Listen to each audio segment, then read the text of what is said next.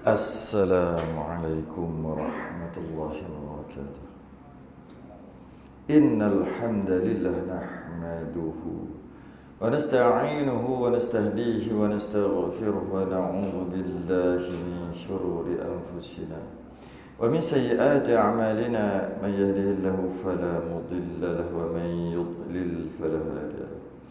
Ashhadu an la ilaha illallah wahdahu la syarika وأشهد أن سيدنا محمدا عبده ورسوله اللهم صل وسلم وبارك على سيدنا محمد الفاتح لما أغلق والخاتم لما سبق ناصر الحق بالحق والهدي إلى صراطك المستقيم صلى الله عليه وعلى آله وأصحابه حق قدره ومقداره العظيم اللهم نور بالكتاب وأصحابه وأطلق بلساني واشرح بصدري واستعمل به جسدي بحولك وقوتك فإنه لا حول ولا قوة إلا بك سبحانك لا علم لنا إلا ما علمتنا إنك أنت العليم الحكيم ولا حول ولا قوة إلا بالله العلي العظيم أما بعد. Alhamdulillah, terafahkan kesyukuran dan terima kasih kita kepada Allah. Pada malam ni kita mula masuk kitab Kifayatul Muhtadi, fasal bab fiqh. Setelah habis sebanyak 40 muka surat berkaitan dengan akidah. Itu kalau Jawi 40 muka surat tu. Tapi kalau Rumi pun 40 lebih kurang 54. Kalau Rumi itu 54 muka surat. Selesai kita berkaitan dengan akidah. Masuk kita pula bab fiqh. Fiqh pula. Tak ada lah bab akidah. Nak ngaji akidah kena kitab akidah lah. Okey. Fasal yang awal iaitu membicarakan tentang wudu. Qala al-mu'allif rahimahullahu ta'ala wa nafa'ana wa iyyakum bi'ulumihi fid darain amin ya rabbal alamin. Faslun, ini satu fasal yang baru, ceraian yang baru pada menyatakan segala fardu wudu. Dan setengah daripada syarat sembahyang itu, syarat sah sembahyang. Dan jikalau sembahyang itu sembahyang mayat, sembahyang jenazah, atau sujud tilawah, sujud kerana membaca ayat-ayat sajadah, atau sujud syukur, sujud kerana dapat nikmat yang besar, atau atau terhindar daripada bala. Sekalipun perlu apa? Syarat dia mengambil wuduk, iaitu bersuci daripada hadas kecil. Nak tak nak memang kena ambil. Iaitu orang yang nak sembahyang. Orang yang nak sembahyang, maksud nak sembahyang tu sembahyang fardu, ataupun dia nak sembahyang sunat, ataupun dia nak sembahyang mayat, ataupun dia nak sujud tilawah, ataupun dia nak sujud syukur, dia wajib ambil wuduk. Muka surat apa? 55 54. Kalau yang Jawi muka surat 41. Nak tak nak dia kena ambil wuduk.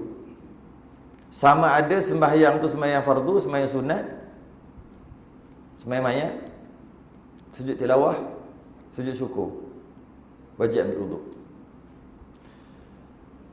Kalau tak ada wuduk, tak sah lagi berdosa. Dah lah tak sah, berdosa lagi. Mana-mana satulah.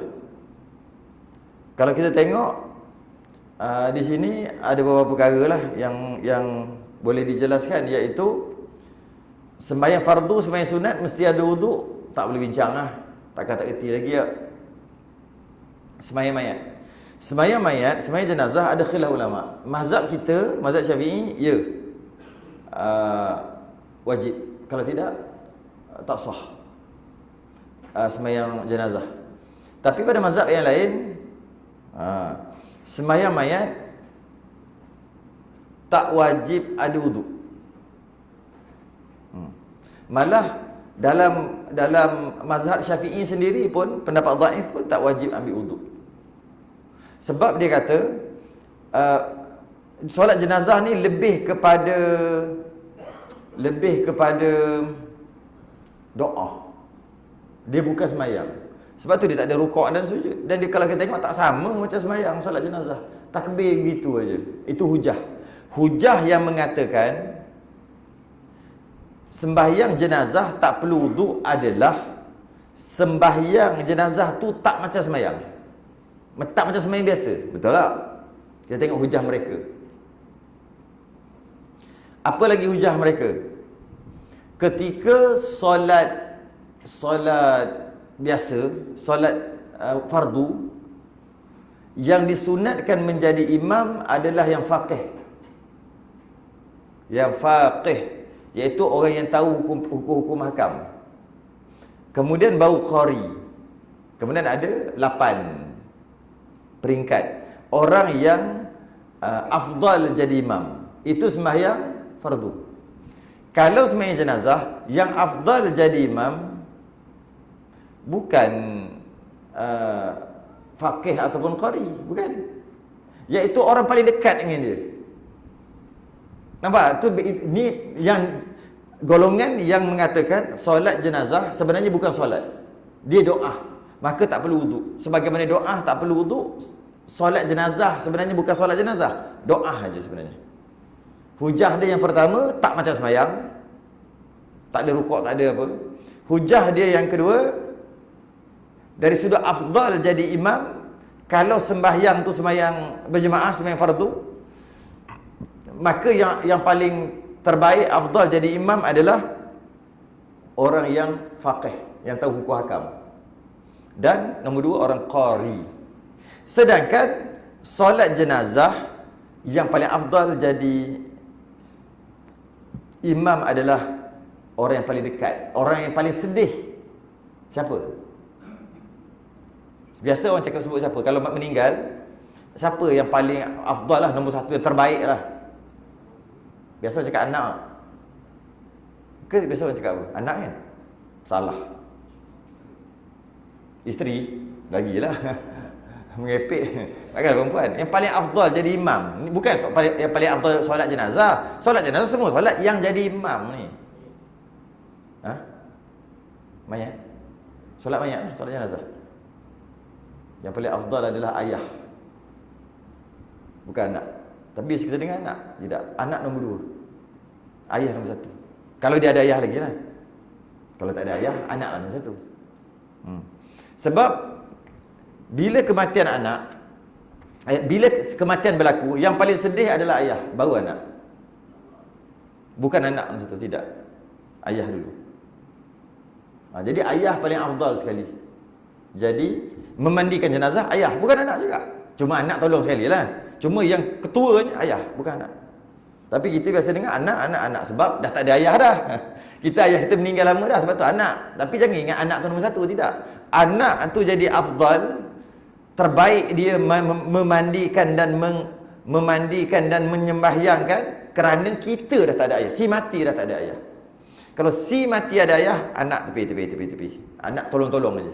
Anak jadi makmum je sembahyang. Anak tolong-tolong bagi-bagi sabun gitu aja. Potong-potong kain gitu aja. Yang ketua memandikan jenazah adalah ayah. Tapi oleh kerana biasanya ayah meninggal dulu baru anak, maka dilupakan ayah tu anak. Sebenarnya bukan anak nombor 2. Okey. Kat situ pun mempunyai perbezaan yang afdal jadi imam. Menandakan itu bukan sembahyang. Hujah dia. Mantap hujah yang kata nak sembahyang jenazah tak perlu wuduk ni. Habis kita macam mana? Kita ambil nak sembahyang jenazah wajib ada wuduk. Macam dalam kitab kita lah. Kenapa? Kerana takrif sembahyang kena dengan solat jenazah. Definisi sembahyang. Apakah definisi sembahyang? Solat. Solat adalah perbuatan dan perkataan yang dimulai dengan takbiratul ihram wa mukhtatamatun bitaslim, dan disudahi dengan salam. af'alun wa aqwalun. Perbuatan dan perkataan. Apakah definisi sembahyang, solat? Dia adalah aqwalun wa af'alun, perkataan dan perbuatan. Muftatahatun bitakbir, yang dimulai dengan takbiratul ihram, wa mukhtatamatun bitaslim, yang disudahi dengan salam, bisyara'ita makhsusah, dengan syarat-syarat tertentu. Cukup tak syarat salat jenazah? Mula dengan takbir, sudah dengan salam, dan ada syarat-syarat tertentu, iaitu kena ada wuduk, kena tutup aurat, kena suci daripada najis, kena apa lagi? Menghadap kiblat. Sama macam sembahyang. Maka mana lagi kuat agak-agak hujah dua tu? Sama kuat je sebenarnya. Maka kita kena ada wuduk lah. Okey. Cuma nak beritahu mazhab lain tak perlu ada wuduk, sebab dia kata itu bukan sembahyang. Itu adalah doa. Sunat aja ada wuduk. Jadi itu solat fardu, solat sunat tak ada khilaf, tak payah bincang. Memang kena ada wuduk. Solat jenazah kita dah bincang sikit, ada khilaf. Sujud tilawah, sujud kerana membaca ayat-ayat sajadah di luar semayang lah. Dalam semayang memang kena ada wuduk dah. Di luar semayang, tengah-tengah baca Quran, lalu dekat ayat-ayat sajadah sujud. Sujud tu nama sujud tilawah. Maka sama juga khilaf. Ada yang mengatakan sujud tilawah tak perlu wuduk. Tapi mazhab Syafi'i perlu wuduk, sebab Ta'rif sembahyang tu kena, iaitu nak sujud tilawah, Allahu Akbar, sujud, duduk, Assalamualaikum warahmatullahi. Kan cukup syarat, cukup ciri-ciri sembahyang. Perkataan dan perbuatan dimulai dengan takbir, disudahi dengan salam, dengan syarat-syarat. Maka mazhab Syafi'i, sujud tilawah pun wajib ada wuduk. Sujud syukur. Apabila dapat nikmat yang besar yang jarang-jarang dapat. Yang dapat apa? Setahun sekali, boleh lah. Jarang lah tu. 10 tahun sekali, lagi lah. Bukan yang dapat tiap-tiap bulan. Yang dapat tiap-tiap bulan macam gaji, nikmat juga. Tak ada sujud syukur. Cuma perlu bersyukur sahaja. Tak perlu sujud. Tak ada disyariatkan sujud sebab dah tahu dapat gaji tiap-tiap bulan. Tapi kalau dapat bonus tak tahu dapat kita dapat, pokok dapat. Bukan selalu dapat bonus. Maka sunat sujud syukur. Beli kereta, dapat kereta. Lulus kereta, dapat. Bukan hari-hari beli kereta, bukan setahun sekali beli kereta. Maka sujud syukur. Yang jarang-jarang. Maka sujud syukur. Ataupun terhindar daripada bala. Bala pun bala yang besar. Rumah orang lain terbakar, rumah dia tak terbakar. Besar tu. Maka sujud syukur. Terhindar daripada bala. Bukan sujud syukur sebab rumah orang lain terbakar. Bukan. Sujud syukur kerana rumah dia tak terbakar. Ataupun accident. Kereta dia total loss. Dia luka sikit je. Bukan selalu accident gitu. Silap-silap mati tu. Maka sujud syukur sebab terhindar daripada bala yang jarang-jarang. Tapi kalau setakat hampir-hampir nak terjatuh tangga tapi sempat pegang, sujud syukur. Tak payah merepek pegang tangan Allah, pegang, oh nasib baik sempat pegang. Kalau tidak jatuh tadi luka tak? Sujud syukur. Sebab terhindar daripada bala. Tak. Dia bala yang besar. Okey. Dan adakah wajib ada wuduk? Ya, kena ada wuduk juga. Wajib ada wuduk. Sebab nak sujud syukur sama juga. Niat saja aku sujud syukur, Allahu Akbar, sujud, duduk, salam. Dan kena ada wuduk, kena menghadap kiblat, suci pada najis, semua sama macam sembahyang. Maka mazhab Syafi'i wajib ada wuduk juga. Mazhab lain tak perlu wuduk. Mazhab lain. Itu sujud syukur. Jadi sujud syukur ni dapat perkara-perkara nikmat yang tidak melanggar perintah Allah. Kalau menang anugerah persembahan joget terbaik. Sujud? Ada sujud. Buat lawak. Kan? Menang tu kan? Bagi orang lara. Taklah berdosa. Kita buat lawak apa tak berdosa. Cuma lara macam lara, bukan benda tu, tapi taklah berdosa. Jadi menang 50,000. Sujud? Tak ada. Tapi ada je orang sujud. Dah lah tak ada wuduk. Satu hal, ke dia ambil wuduk dulu sebelum tu? Dah lah menghadap kiblat ke tak? Main sujud je atas pentas nampak? Tak ada. Tutup aurat ke tak? Kalau perempuan lah, kalau lelaki tak ada masalah kot kan, lelaki biasa tak aurat. Dah lah satu benda tu bukan benda nikmat yang diiktiraf, maka sepatutnya tak adalah sujud-sujud gitu. Okey? Sujud patut jaringkan gol. Ada sujud. Pertama, ada wuduk ke tak? Sempat ambil telefon cari kiblat tak? Tak nampak pun, gol terus sujud dah. Mana kiblat tahu ke dia cari siap-siap. Oh, dia dah agak dia akan jadikan gol kot. Dia cari siap-siap. Husnuzon. Sebelum masuk tu cari siap-siap. Oh, ni kiblat, lepas ni aku gol, aku nak menghadap sini. Okey, wuduk, ambil siap-siap. Masa sepak bola tu tak terkentut. Kuat sangat sepak. Okeylah, katalah dia ada wuduk. Katalah dia ada wuduk. Tu tak aurat. Nampak kepala lutut. Katalah dia tak aurat. Sangka baik, sangka baik. Menghadap kiblat semua cukup dah. Suci daripada najis. Mana padang tu ada najis? Okey, soalan. Itu nikmat yang besar ke tidak? Jaringkan gol. Macam tak ada benda, maka tak ada juga dah sujud. Okey? Tapi dapat duit, menang. Itu nikmat. Dia nyusukan. Kan? Boleh lah kot. Kalau main bola boleh lah kita kata, jika tutup cukup segala syarat-syarat, tak melanggar hukum syarak, masih lagi saya rasa tak keterlaluan kalau dia sujud. Kerana dapat banyak tu. Berbeza dengan nyanyi. Nyanyi tahu-tahu dah lara. Walaupun dia tak haram bagi lelaki contohnya. Dia tak dedahkan aurat, cuma lara macam benda lalai. Maka tak adalah sujud. Yang ini benda lalai. Kadang-kadang benda tu salah, melanggar perintah juga kadang-kadang. Campur lelaki perempuan. Jadi kalau main bola tu boleh kita tak okey lagi lah. Sebab dia kan final lah. Yelah yang final lah.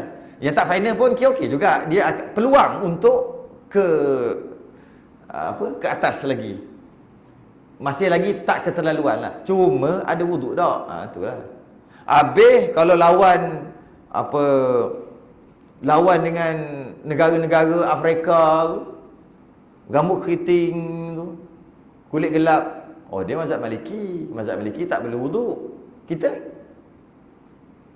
itulah.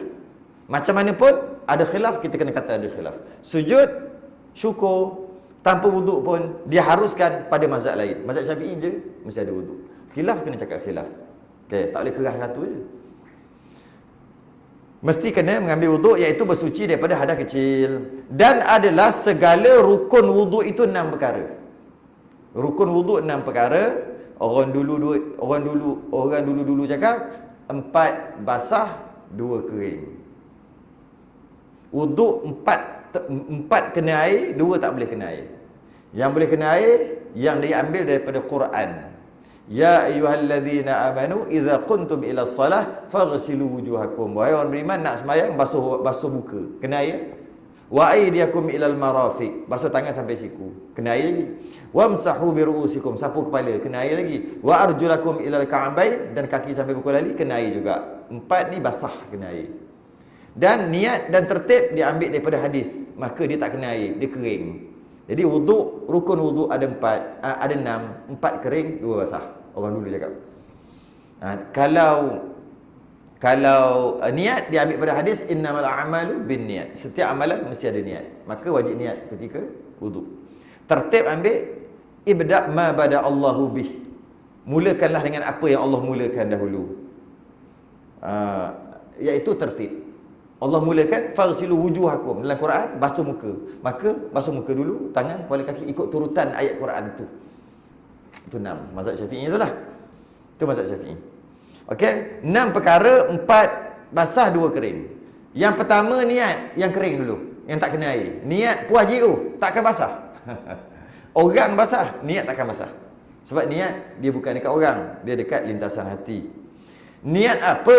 Niat bersuci bagi sembahyang. Niat bersuci, niat ambil wuduk lah untuk sembahyang. Atau umpamanya, ataupun niat ambil wuduk untuk baca Quran, niat ambil wuduk untuk tawaf dan sebagainya. Atau niat ambil wuduk saja pun boleh dah. Niat berwuduk saja. Dan makna niat pada syarak. Apa maksud niat pada syarak? Kalau Melayu punya niat lain kan? Aku niat kan, korban tahun ni, ingat nak korban lah. Nak buat korban sunat lah tahun ni. Aku niat gitu. Niat juga. Semayang pun niat juga. Masa nak semayang, ambil wuduk pun niat juga. Semua niat kita ni. Jadi niat dari sudut syarak apa? Iaitu qasadkan. Qasad, qaf, sad, dal. Qasad, tambah mim kat depan, maksud. Memaksudkan suatu hal, sesuatu perkara yang nak buat tu, keadaan qasad itu bukan tak sengaja, memang sengaja. Memaksudkan nak buat tu beserta dengan diperbuatkan suatu itu. Bersama-sama buat, terus buat. Nak dan buat terus, itu niat.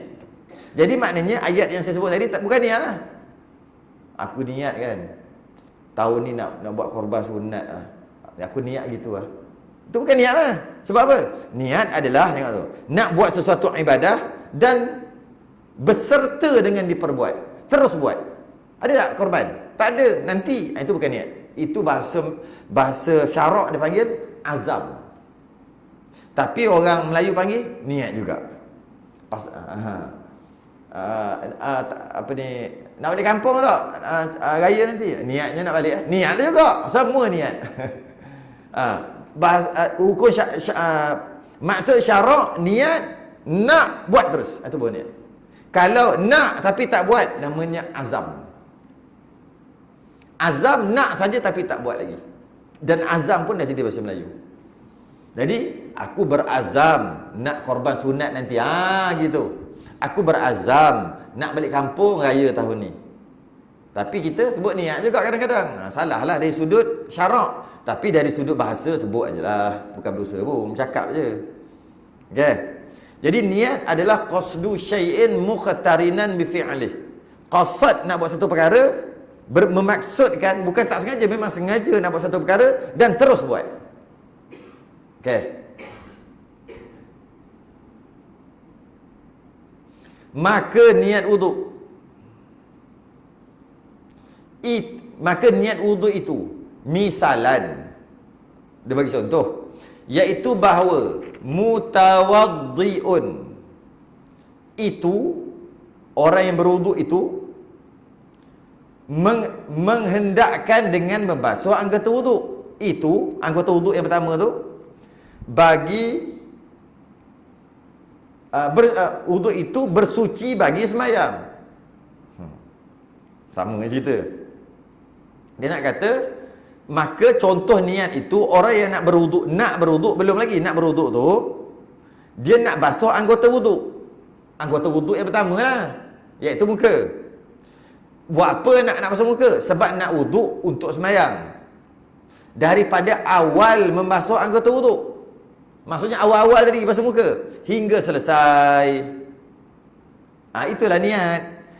Dan adalah makna niat bagi segala amalan yang berhajat kepada niat itu, seumpama yang tersebut itu juga. Dan semua ibadah lain yang perlu niat untuk sah, macam wuduk juga, iaitu niat tu perlu ada pada mula-mula nak buat. Kalau sembahyang, apakah paling awal sekali sembahyang? Takbir. Maka sebab tu niat duduk dalam takbir. Wuduk paling mula sekali basuh muka, maka niat duduk dalam basuh muka. Begitulah semua-semua pun. Sembelih. Sembelih kan, niat korban kan, bagi orang yang nak niat ketika sembelih tu. Maka ketika sembelih tu lah niat. Tapi bagi orang yang mewakilkan, tak kisah masa wakil tu lah. Dia niat gitulah, ni korban aku wakil kau untuk buat. Itu tak apalah, dia wakilkan orang tu untuk niat. Okey, tapi kalau dia sendiri nak, waktu buat tu lah. Mandi wajib, kena air, masa tu lah niat. Yang pertama sekali. Tayamum sama juga. Tayamum sapu muka dengan debu. Masa tepuk tangan, tepuk debu tu, masa tu niat. Okay. Yang first, yang pertama. Dan amalan lain pun sama juga. Adapun seperti dikatakan, misalnya niat wuduk itu, nawaitul wudu'a. Ada bagi contoh, saja aku berwuduk, nawaitul wudu'a. Atau umpamanya, ataupun bahasa lain lah, saja aku berwuduk, bahasa India, bahasa Tamil, bahasa Siam, bahasa apa pun, dengan maksud aku berwuduk, aku sengaja nak wuduk, memang aku nak wuduk. Okay? Maka iaitu habis dia kata, kenapa niat wuduk tu ada yang orang kata kena cakap nawaitul wuduk ataupun sahaja aku berwuduk. Kenapa? Sedangkan wuduk tadi tu kan niat dekat hati. Kenapa tiba-tiba sebut kat mulut? Ada orang sebut kat mulut, itu niat ke tidak? Dia nak terangkan tu lah. Maka iaitu kerana hendak mentaswirkan niat pada hati juga. Sebut-sebut tu nak menggambarkan, mentaswirkan, menggambarkan niat pada hati je. Bukan yang kat mulut tu niat. Nak bagi tahu dekat hati dia ada niat, dia sebut kat mulut. Jadi bila dia sebut kat mulut, mulut tu bukan niat dekat hati. Dia nak sebut. Bila dia sebut, dapatlah bantu hati untuk berniat. Sekadar itu aja. Bukan itu niat, sekadar mentaswirkan, menggambarkan niat pada hati juga. Maka jika dikatakan yang seumpama nawaitul wuduk, dia kata nawaitul wuduk kat mulut, ataupun sahaja aku berwuduk, ataupun basuh orang putih, ataupun basuh apa pun dengan maksud sahaja aku berwuduk, dia kata dekat mulut. Bukan, dia kata dekat hati, misalan pada hati, dia baca dekat hati.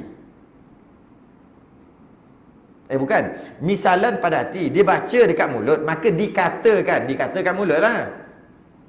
Dikatakan mulut, sahaja aku berwuduk, nawaitul wuduk, bahasa apa sekalipun.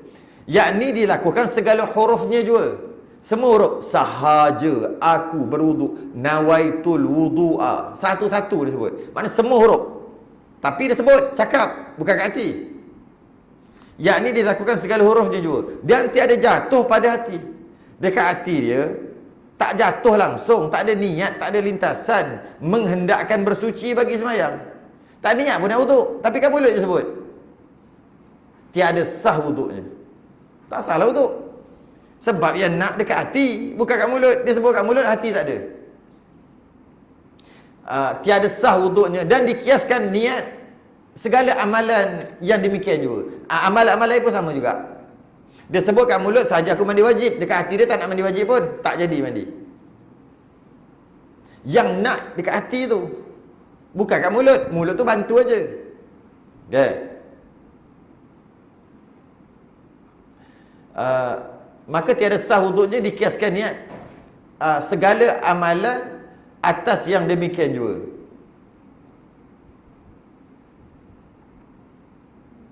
Sekejap. Jadi jika dia niat dekat hati, dekat mulut tak ada, sah. Dia niat dekat mulut lain, dekat hati lain. Yang kira hati, bukan mulut. Baru ni, tak lama sebelum ni, beberapa minggu lepas, sembahyang Jumaat.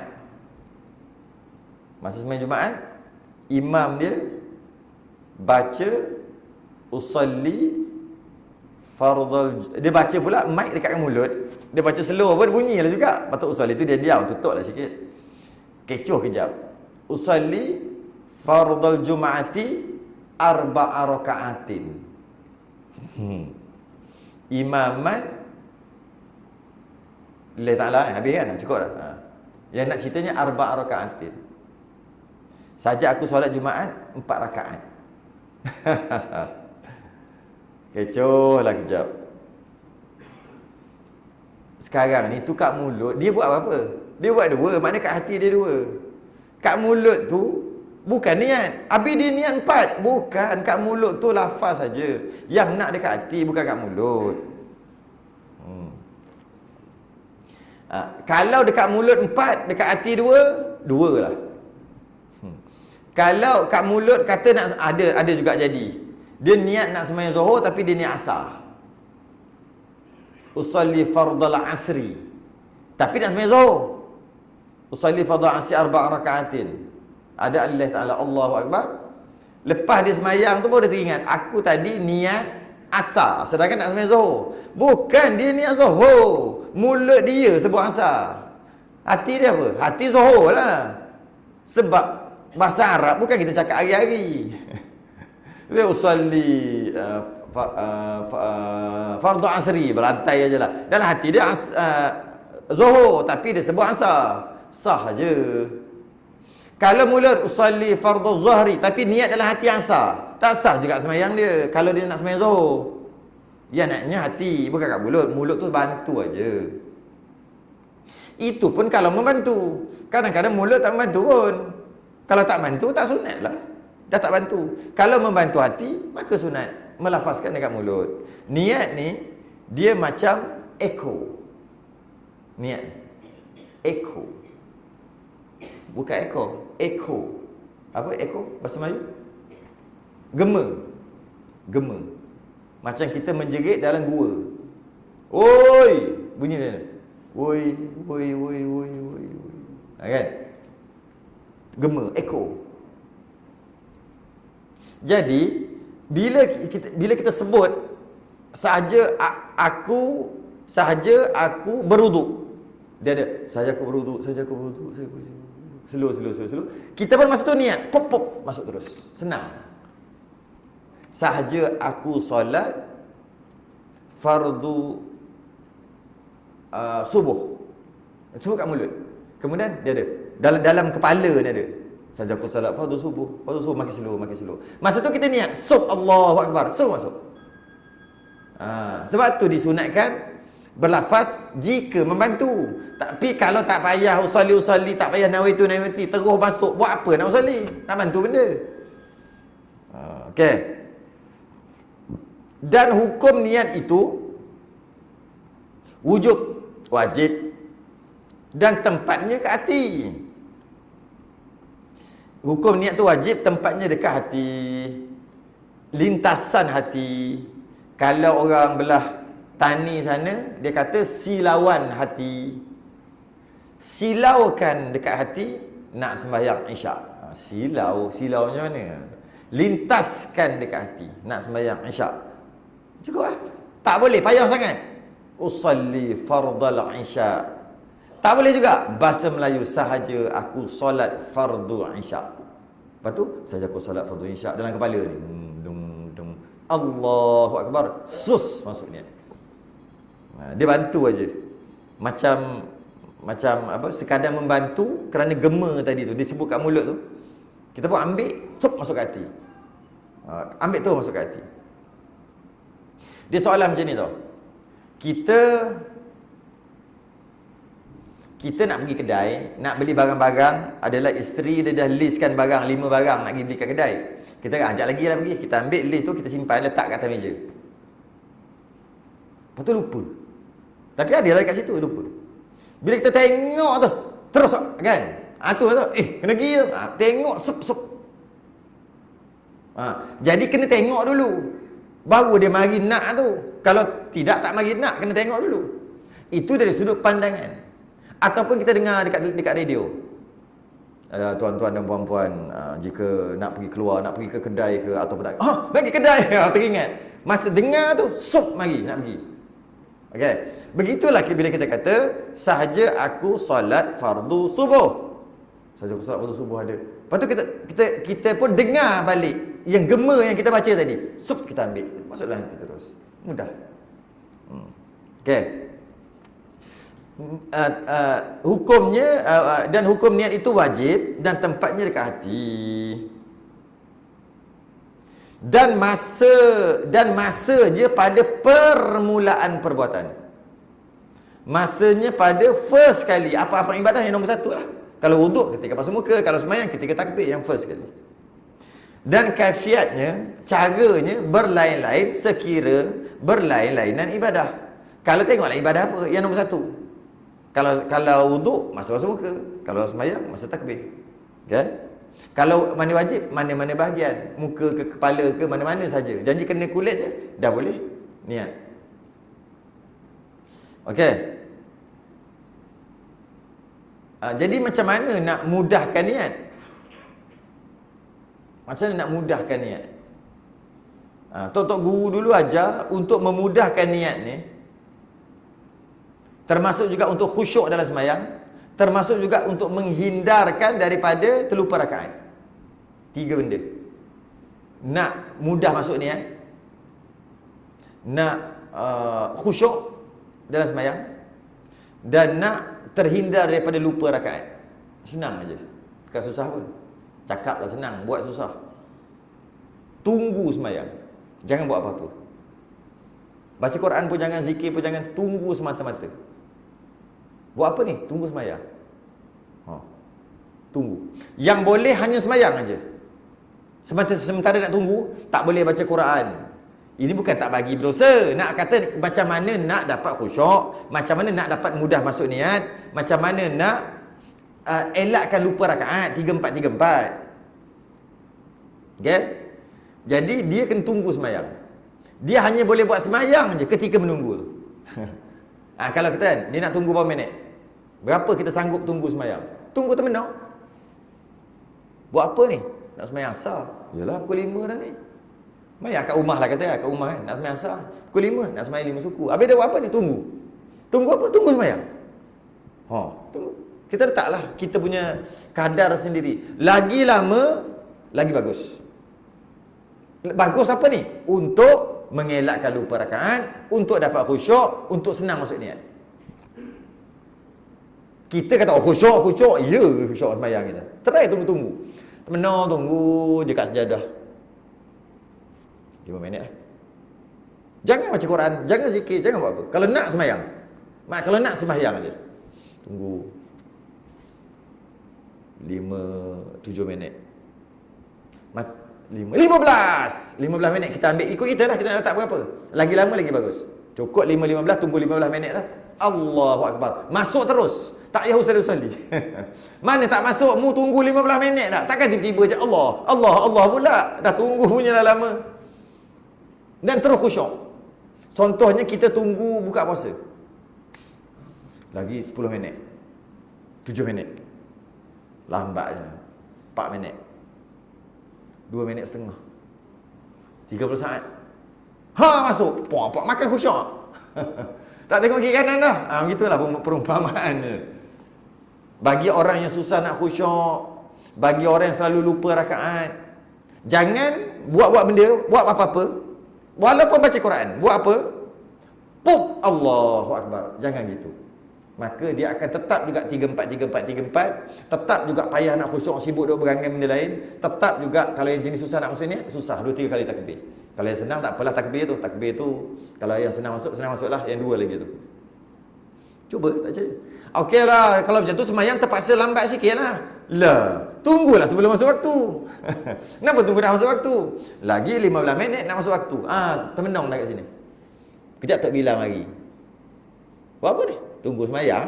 Tunggu sembahyang apa lagi 10 minit? Tak apa. Gitu lah. Masuk je waktu nak sembahyang boleh. Kan hanya boleh sembahyang aja. Di antara menunggu tu. Sembahyang sunat ke sembahyang je boleh. Yang lain tak boleh buat. Kalau dia buat benda lain, kemudian lepas dia buat benda lain tu, terus dia usolli, terus sembahyang. Itu yang dia nak tukar tu. Sekarang duduk atas dunia. Ingat macam-macam. Pup nak tukar kepada khusyuk. Memang payah. Lagi-lagi teruk, tengah duduk buat kerja. Bertukang, tengah bekerja, tengah menulis, tengah buat kerja, beli barang. Tiba-tiba ambil wuduk, masuk, Allahu Akbar. Buat berlakon je macam khusyuk. Tak ada makna. Tak ada makna. Kalau kata contoh kita ambil troli, tolak barang. Nak bayar, tengok, sembahyang dululah. Letak troli, ambil wuduk sembahyang. Tak ada, dah ingat dalam troli tu. Tak payah sembang. Nak makan, siap suruh makan. Nak makan, letak makanan letak dah. Lepas tu terus. Lepas ni siap makan ni, masak siap-siap, terus Allahu Akbar. Mana ada ingat makanan. Begitulah yang lain-lain kerja kita, masalah kerja pejabat tak pejabat. Tak boleh sembahyang kena sembahyang. Bunyi macam baik tak? Tak boleh sembahyang kena sembahyang, kerja-kerja juga. Kita kena sembahyang, kita berhentikan mesyuarat kita. Bagus tak bunyi. Lepas tu pakai ambil untuk sembahyang. Tak khusyuk semua. Habis tu macam mana? Sebab itulah azan dulu. Masa azan tu termenung tu, tunggu. Sembahyang qabliyah dulu. Tunggu qomat. Itu masa berapa lama masa tu? Kan agak lama. Itulah untuk dapat tu. Cuma tidaklah tunggu sepenuhnya. Kalau ada sembahyang, ada itu lah. Jadi kalau yang cantik lagi, tunggu betul-betul tunggu. Lagi lama. Ada orang tunggu sejam. Sejam tunggu sembahyang. Dia tunggu sembahyang subuh pukul 5. Tunggu sembahyang subuh dah. Tak baca Quran, tak berzikir, tak buat apa. Tunggu. Ada orang pukul 12 dah tunggu untuk sembahyang zuhur. Pukul 3 dah tunggu untuk sembahyang asar. Pukul 6 dah tunggu untuk sembahyang maghrib. Dan lepas sembahyang maghrib terus tunggu untuk sembahyang isyak. Maka baru dapat. Kalau nak buat itu. Tapi susah. Kalau boleh buat macam tu, hebat. Kita banyak kerja lain nak buat. Itu antara caranya lah. Okey? Habis tu dah tak boleh busy sangat. Habis nak buat macam mana ni? Payah sangat. Usalli ajalah. Itulah cara nak bantu. Cara nak bantu hati. Dan apa dah? Satu lagi. Dan syarat niat itu Islam. Dan mumayyiz. Dan mengetahui ia barang yang diniatkan. 3 syarat niat. Dalam semua ibadah, bila kata niat, dia mesti cukup 3 syarat. Kalau tidak, niat dia tidak sah. Bila niat dia tidak sah, secara automatik ibadah tu pun tak sah juga. Tak cukup. Dia dipanggil syarat sah niat. Kita biasa dengar solat, untuk sah solat, rukun dia adalah niat. Biasa kita kata gitu kan. Pernah tak kita belajar syarat sah niat? Dalam sembahyang wajib, rukunnya takbiratul ihram. Pernah tak kita belajar syarat sah takbiratul ihram? Dalam kitab kita ada. Kita belajar rukuk adalah rukun. Tak rukuk tak sah sembahyang. Pernah tak kita belajar syarat sah rukuk? Begitulah sujud, tahiyat. Tahiyat akhir adalah rukun sembahyang. Kalau tak baca tahiyat akhir, tak sah sembahyang. Kalau tak baca tahiyat akhir, tak sah sembahyang. Sebab tahiyat akhir adalah rukun. Pernah tak kita belajar syarat sah tahiyat akhir? Jika tak pernah belajar semua sekali, syarat sah tadi, kita sangka kita buat. Tapi sebenarnya, kita sangka kita buat perkara tu, sebenarnya tak sah. Sebab kita tak belajar syarat sah tadi. Kita tahu Fatihah adalah wajib dalam sembahyang, rukun. Kalau tak baca Fatihah, tak sah sembahyang. Pernah tak kita belajar syarat sah Fatihah? Antara saya nak petik lah, sebab lambat lagi bab ni. Saya petik satu lah. Syarat sah Fatihah mesti mualat, berturut-turut. Berturut-turut maksudnya satu ayat, satu kalimah dengan satu kalimah, satu ayat dengan satu ayat mesti straight. Dia tak boleh berhenti. Jika dia berhenti, dan berhenti dia tak ada uzur yang diiktiraf, dia tarik nafas 2 kali, batal Fatihah. Bukan batal sembahyang. Dia kena baca Fatihah daripada awal. Itu syarat sah Fatihah. Macam tak pernah dengar pun. Dia ada syarat sah Fatihah. Contohnya, Bismillahirrahmanirrahim. Alhamdulillahirabbil alamin. Tak boleh dah. Bismillah balik. Itu syarat sah Fatihah. Kita biasa dengar syarat Fatihah adalah syarat untuk sahkan sembahyang. Syarat sah Fatihah itu sendiri. Kecuali ada uzur yang diiktiraf. Lelah, tak boleh bernapas, pening kepala. Yang ada uzur-uzur lah. Nak baca tak boleh, lambat masuk giar, gagap. Kan dia macam ni, dah masuk lambat, tapi masuk je, brrr, kan? Bismillahirrahmanirrahim. Alhamdulillahirabbil alamin. Ar-Rahman. Kan? Itu semua nyakit-nyakit tu no problem. Ni cerita yang tak ada uzur, saja je. Ataupun mungkin dia cuba memerhatikan sesuatu bunyi. Dia tengah baca. Maliki yaumiddin. Iyyaka na'budu wa iyyaka nasta'in. Lepas tu dia ada bunyi kat belakang. Krek. Dia diam. Okey. Kadar dia tu tak boleh lama, dia diam. Aku sorang rumah ni. Tak lagi. Okey, habis dah. Fatihah dia tak boleh tambah lah. Bismillah pada awal. Semayang sah. Bismillah pada awal balik. Dia panggil putuh mualat. Tengok-tengok, bunyi angin. Angin dia bunyi. Kucing masuk bunyi. Pintu dia, engsel dia tak berbuah minyak. Bunyi. Sebab apa? Sebab kadar tu 2 nafas. Lebih kurang 3 saat lebih kurang. Berhenti tanpa uzur yang diiktiraf. Bukan sakit, bukan Allah, bukan sebab-sebab yang uzur tu lah. Maka putus mualat. Saya cuma bagi contoh aja, iaitu contoh setiap ibadah dia ada rukun dia. Kena buat rukun baru sah. Dan setiap rukun dia ada rukun, iaitu rukun untuk mengesahkan rukun ataupun syarat sah rukun. Niat lah. Tidak, syarat sah niat ada 3. Ni Yang pertama Islam, yang kedua mumayyiz, yang ketiga tahu apa yang dia niatkan.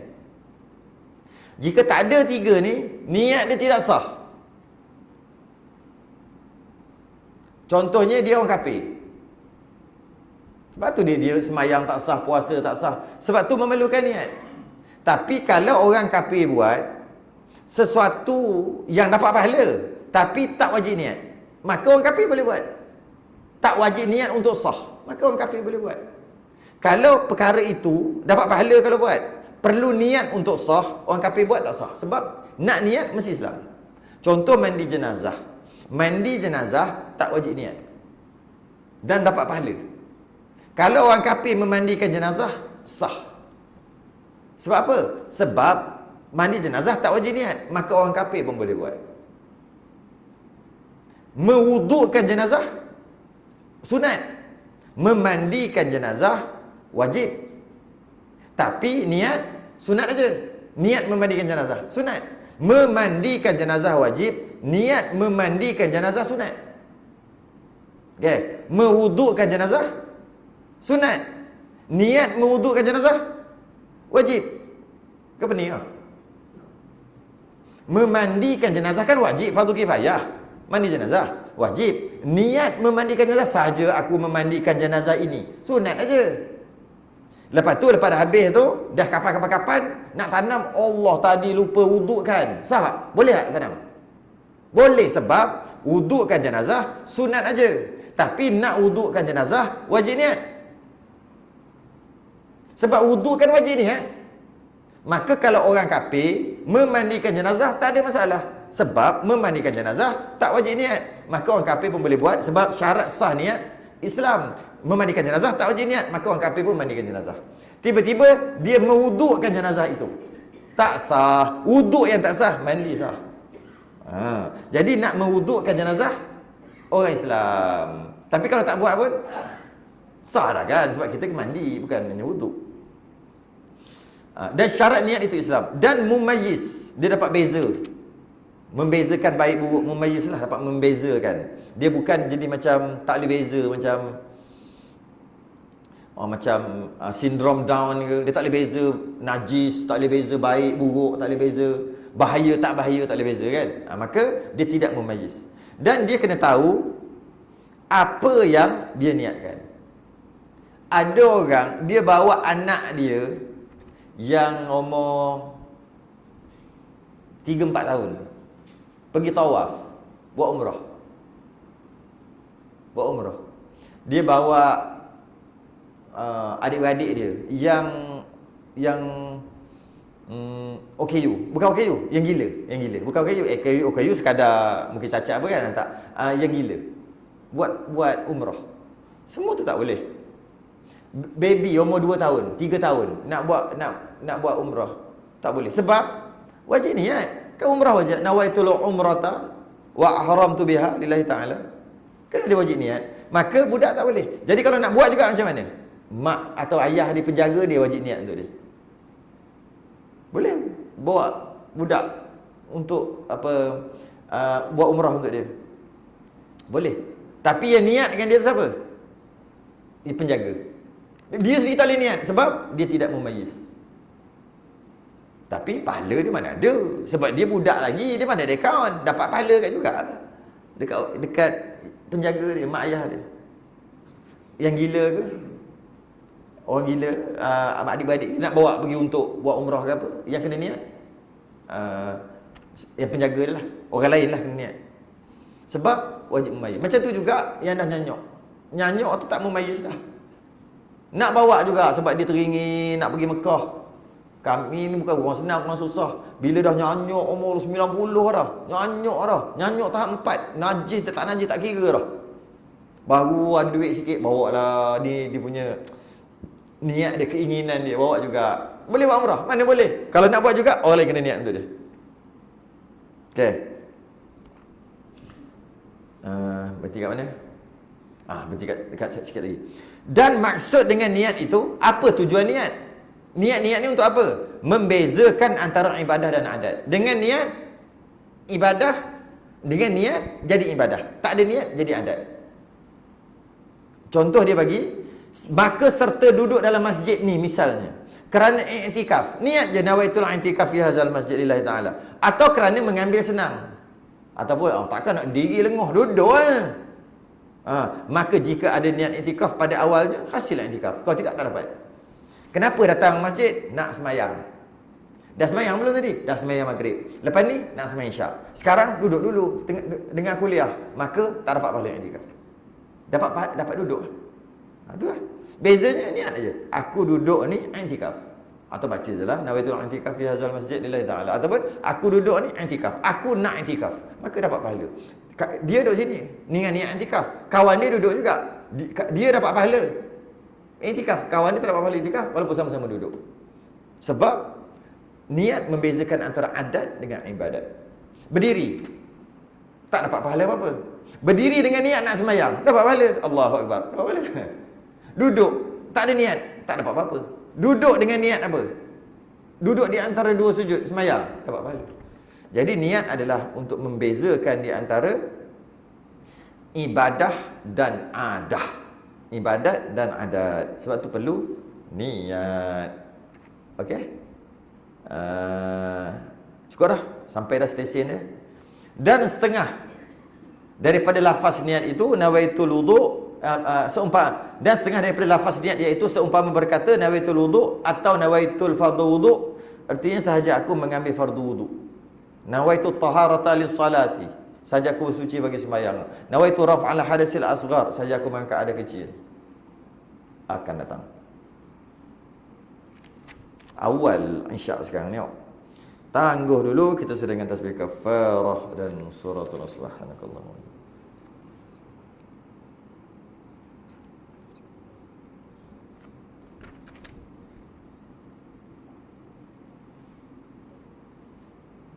Assalamualaikum warahmatullahi wabarakatuh.